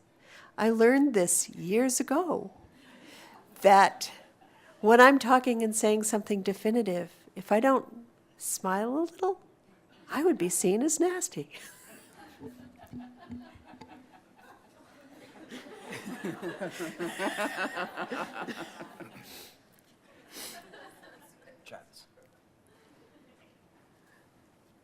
Smile. The end of your talk, you mentioned how you pointed out that for Clinton's either success or failure in various states, it's really not about whether women supported her or women didn't support her. It was about the policies. But there's, for both of you really, there's a very clear goal of having a relatively equal proportion of men and women in the legislature and in politics in general. But the thing is if it's all about the policy, what then is the goal? Is your thought that women are going to have a different kind of policy or a different kind of leadership attitude, or is it really more of a symbolic gesture? That's a terrific question, and in fact, both of us have written on this. It's a vexing question. One of the first major pieces I ever wrote for our major journal was really on that kind of question. What does women's representation mean? Why are we concerned with this? What difference does it make? Some of you may have heard yesterday on NPR there was a thing. Dee Dee Myers, the former communication person for Clinton, has just written a book on why women should be leaders. Both of us have a history of thinking this is important, but not because politics will be massively different in terms of the policies, because women will get there, partly because women divide in all sorts of ways. But there's a couple of bottom lines for me as I've thought about this over the years. One of them, in a sense, is a kind of friction theory of democratic politics. What should make a difference in a democratic polity and what shouldn't? And if it's policy, if it's our attitude toward the structure of government, then it should be that such things as gender or race or what part of the country you come from should not create friction. It shouldn't sort people out so that when you look at representatives, there are groups that are systematically excluded and aren't there. There's some good research that shows that if there are particular groups that are just systematically excluded, it does make a difference for the sense of self-worth, the sense of opportunity, the sense of possibility of people. So that for those of us who grew up in an era when there were very few women doing a lot of leadership kinds of things, it squelches an individual's ambition. It squelches your sense of what can I do. Also, some of you recently might have been here for a lecture by Joshua Aronson, who is a psychologist who's an expert on, give me the name, on stereotype anxiety. And what a lot of people are showing is that if you are someone who's participating in a domain that seems generally to be reserved for another group, if you're part of a group that seems odd, that it's distracting because you know people are looking at you. For example, I know when I act as a dean, that part of the way people see me is, this is unusual, this is a woman leader, this is a woman doing a job that isn't normally done by a woman. And it's hard to get it totally out of your mind, so it isn't part of what goes on in your brain when you should be concentrating just on your job. Students find that. We find in traditionally male fields, women in math, men in nursing, the whole kind of thing. So it's less, for me, about saying that women will do massively different things, although we have found that the agendas are slightly different because of women's and men's experiences being different, and much more about what are the frictions and what does it mean to have a society where some of us know there are some things where we're just regarded as odd if we do these things. And I'd like to emphasize that really you can break this down in some ways into 4 different areas. One is, it's a really good question. One is, are there differences in terms of policy and ideology? And there I would very much agree with Gina that it isn't that important. Gender is one factor, but there are many other things, including party politics and where people come from. You can have very, very conservative women, as we all know, just as you can have very liberal women and so on. So there are differences in Congress within the parties, but nevertheless, policy is not the critical thing, as we know from the race right now. It could be in terms of styles of leadership. It could be that women and men have a different way of governing, a different way of exercising power, a different way of relating, and there's some evidence there. Again, for example, in legislative office, women are more likely to spend time on constituency service, quite a lot more time than some of the men are. So that's part of the difference. But again, that's a kind of a smaller difference. Is it a difference in terms of the agenda? Not so much what you stand for as a policy, but what you prioritise. And again, there's some evidence there. Some of the most imaginative work was done by Esther Duflo at MIT, who looked at the women in the local villages in India, and she looked at the areas which had a lot of women in and those which didn't, and she just had a nice controlled experiment. And so she said, what are they spending? And she found some simple things. Women, for example, are very much responsible for getting clean water. And she found that where women were in local villages, they were spending much more on getting good supplies of clean water and on education, whereas the guys, of course, were spending more on things like transport. So there were some differences there in terms of what we think is important from our own experience and our own lives and so on. And then the last thing, I think, is the hidden area, which I think is really interesting. I think where you get more women into office, you actually change the broader culture and civic participation more generally. And again, this has been found in the United States by work by Kay Schlossman and others. It's also been found in some other countries, that where a parliament looks as though it represents you, whether it's in terms of age or gender or race, it actually empowers that group in the population as well. You're going to get slightly higher levels of turnout, slightly more sense of efficacy and confidence in that institution. So it's not simply a symbolic change of images. It's not just that the seats change and the individual sitting in those seats, but that the populace as a whole, do you think that Congress is actually representing you? And we know that people's attitudes towards Congress and major institutions have really gone down over many, many years. And part of the reason that we could push it back up again is perhaps if there was a more inclusive parliament, a more inclusive Congress, a more inclusive body, so that we saw that it represented and looked like us. And that's got many different dimensions. But I think that's one of the hidden areas which could well be transformed by getting more women into politics. And it's not, as Gina says, it's suddenly going to radically change everything in terms of what Congress does. It will still operate much the same, but at the edge, on these 4 different dimensions, there can be some different priorities.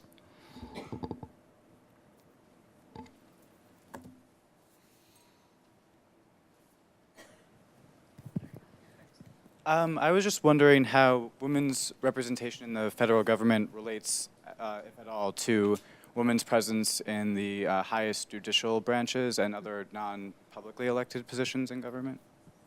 It's for you, Gina. Oh, no, you take it. No, it's after you.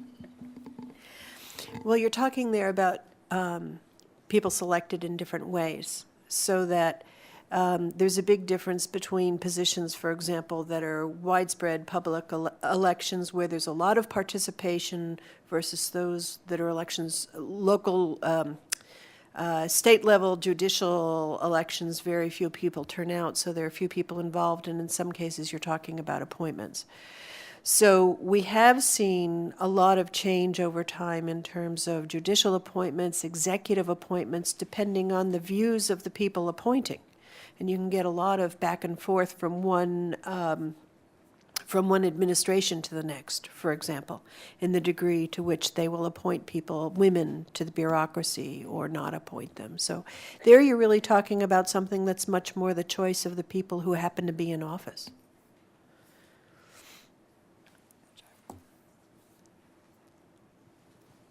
I have a question as it relates to U.S. politics, because it seems, I mean, you speak about Thatcher, and it's an interesting example, because I worked for an MP, a Labour MP in London, and he told me, you know, the Labour Party made a conscious effort when Blair came into power to put women in key constituencies that had a chance to win, and it was largely to capture the old Thatcher vote of some conservative women who could appeal to New Labour.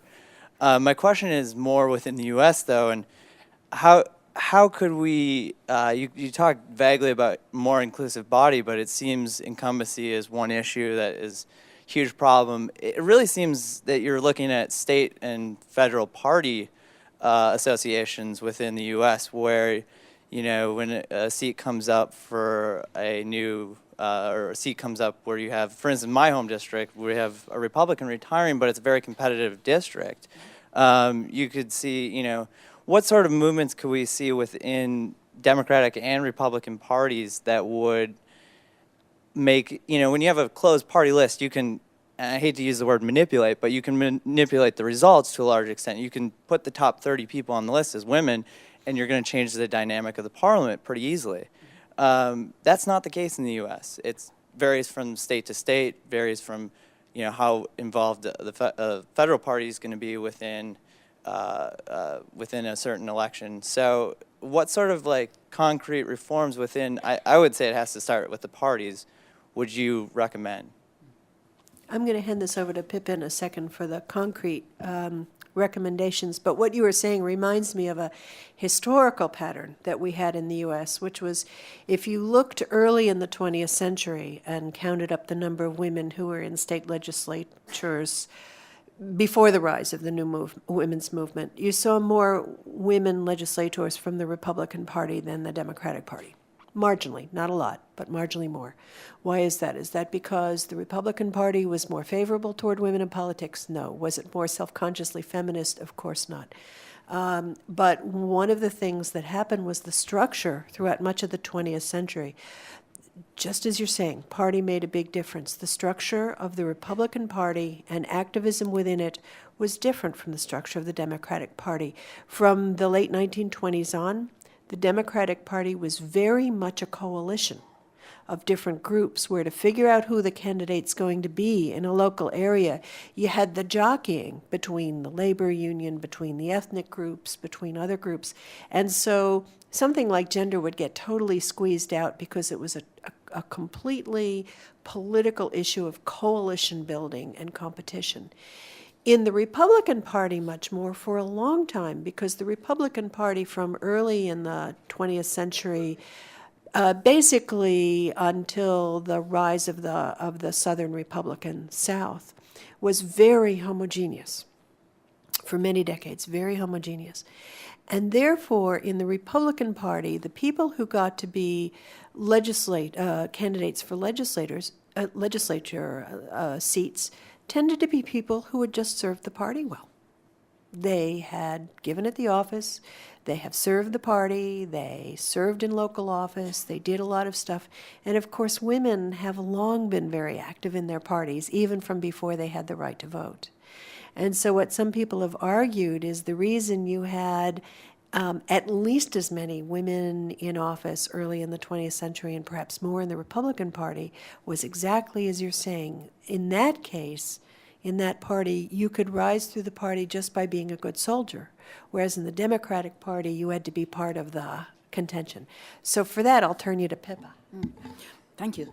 I mean, you're right. It's difficult because of the fragmentation of the party system here. In countries like in Norway, where it's a centralized set of rules, you change the rules, people respect the rules in that particular party. So if you bring in something like proportional representation with zippering, where down the list, it has to be one man, one woman, or vice versa, then the rules get implemented at all levels. In the United States, we're dealing with a fragmented party system, so it's incredibly difficult, along with the combination with the primary as well, because again, that means it's not even in the party hands, so you can change the party rules, but it won't make a difference to the nominee necessarily. But let's think about a couple of things that we can put on the table. One, we know we have had debates about term limitations, and a number of states we've had that argument, and we really need to think through, and it's not that the party is going to give us term limitations, but the women's movement is really having to start to think through, is this actually a woman's issue? Is this something which we should think about? Because it's an indirect route, but it might have big consequences for opening up the incumbency issues. So maybe you can serve 2 or 3 terms, and after that, it has to be a change. So that's one thing that could very easily be done, or not easily, but certainly could be on our agenda. A second is campaign funding reform. And again, there's a tremendous amount of dissatisfaction with the current rules of the game and the amount that has to be raised.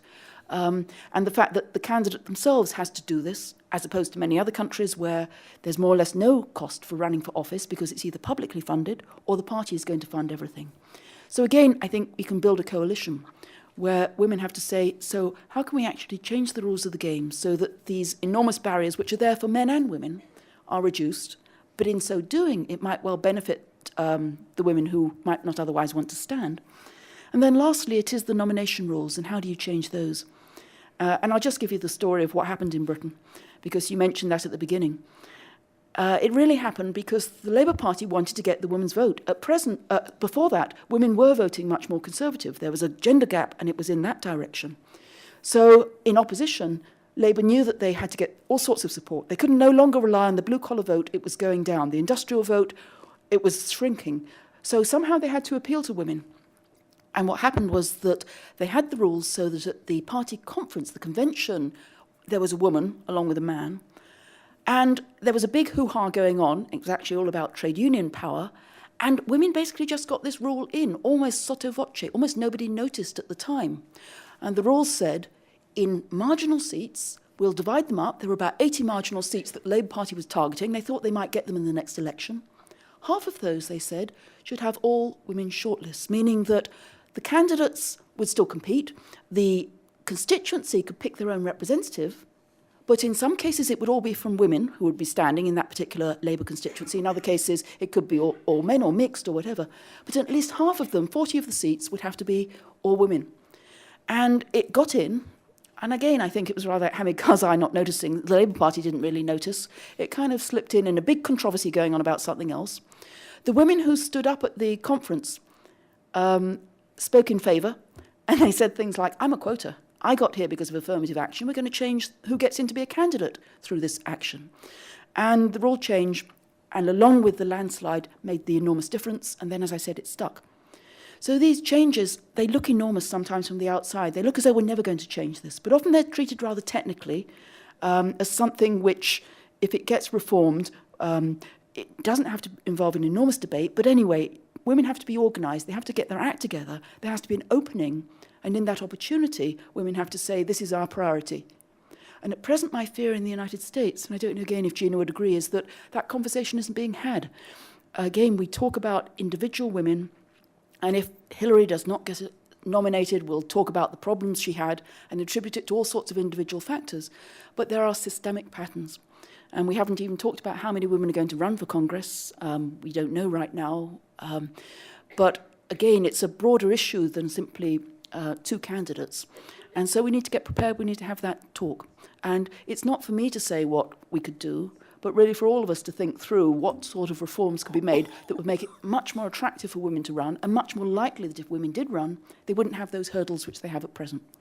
And by the way, if Hillary doesn't get through a nomination, I think in some ways it's going to set us back rather than forward in all sorts of regards, the perception of what the election was, even if the reality is something else. So it's woken us all up, this election. It's made us all think about these issues. And we really need to think a bit harder, I think, and think through the structural reforms. Well, I believe it's 7 o'clock, so I'd like to thank both of our panelists very much for very engaging presentations.